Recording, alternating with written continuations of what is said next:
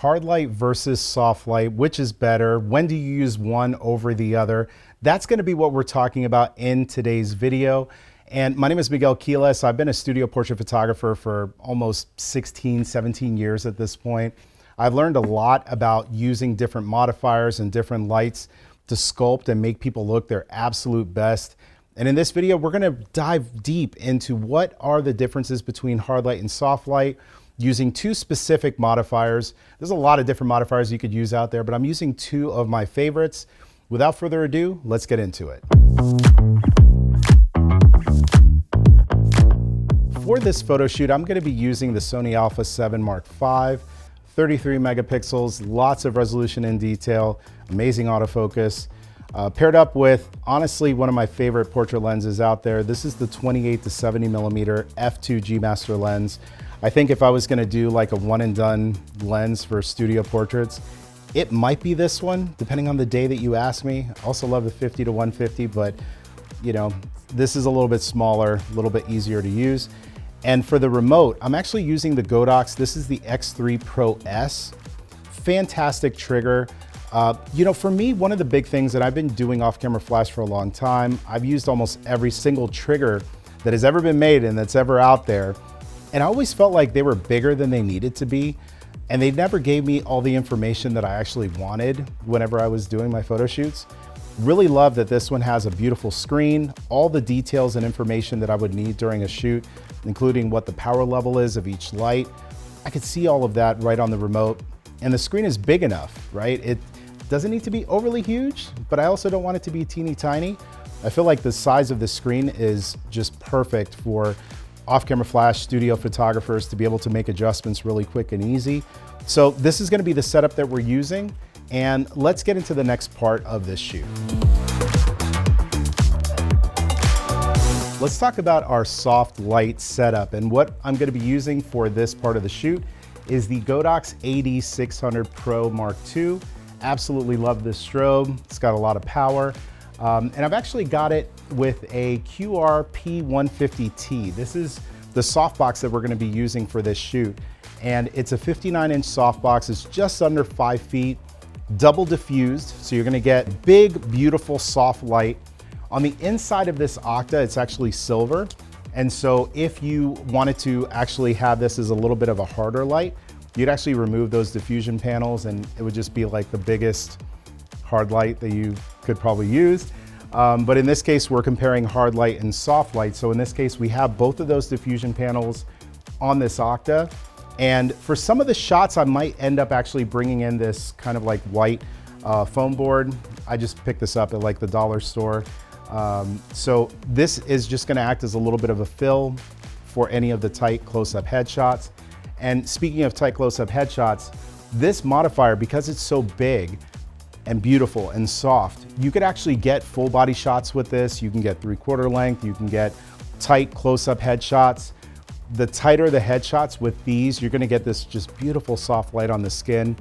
I always tell people this, if you are photographing somebody and let's say you just don't know which modifier you wanna use, but you wanna make sure they look their best, if I could only pick one, this would probably be the one that I would pick because it's gonna make everybody look good. Like baseline, they're gonna look great. Including myself. Right now I'm actually being lit by a much bigger light, which is actually a 180 centimeter softbox. I'm not gonna talk too much about it because it's actually gonna be featured in an upcoming video, but just so you know, the big, huge Octas and softboxes just give you this stunning, beautiful light regardless of who's in front of the camera. So in this case, that's gonna be the setup that we're using for our light. Let's go ahead and start shooting and let's see what we get.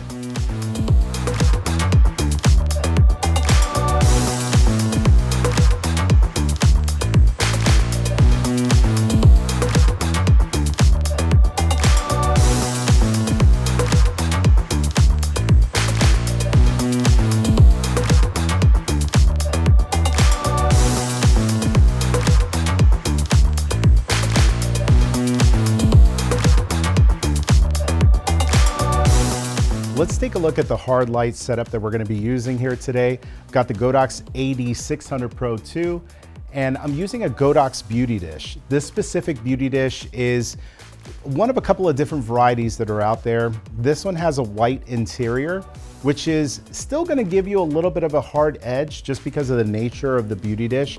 Gives you a little bit more contrast, but because it has a white interior, it's a little less contrasty than what you would expect for maybe a silver interior for the beauty dish. So depending on your specific situation, if you want the hardest of the hard light, then you go with a beauty dish with a silver interior. We're still getting a nice hard light from this one, but we do get a little bit of a softer edge because it is white on the inside. We don't have a sock on the outside of this. You could further soften this very hard light by putting the sock, which is included with this beauty dish. We're not gonna do that today. We're gonna keep it really, really simple, just the beauty dish. I might actually bring in the bounce board for fill for some of these shots. And again, that fill light could actually be replaced with an actual secondary light if you wanted to have a little bit more control. In this case, we're gonna keep it real simple and just bring that light in, or that bounce board in whenever we need it. And that's gonna be the one light setup that we're gonna be using. So let's go ahead and let's start shooting and let's see what we end up with.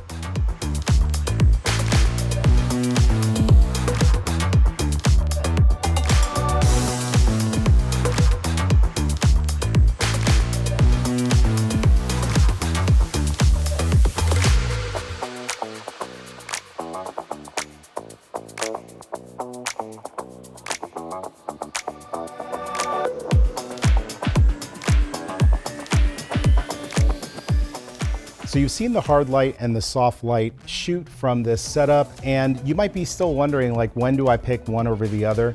To be honest with you, each person is going to require their own kind of lighting. I think I talked about this in some other videos, and maybe I'll link that at the very end, but depending on who you're photographing, some people look good with a hard light, some people look really good with a softer light.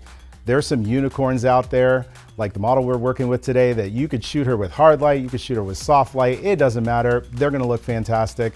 When you have those people that come through the door, you've got easy work ahead of you. But it's really good for you to have a variety of different modifiers in your studio, going all the way from those really soft, big, beautiful light sources to those smaller, kind of harder, a little bit more finesse is gonna be required for those specific light sources.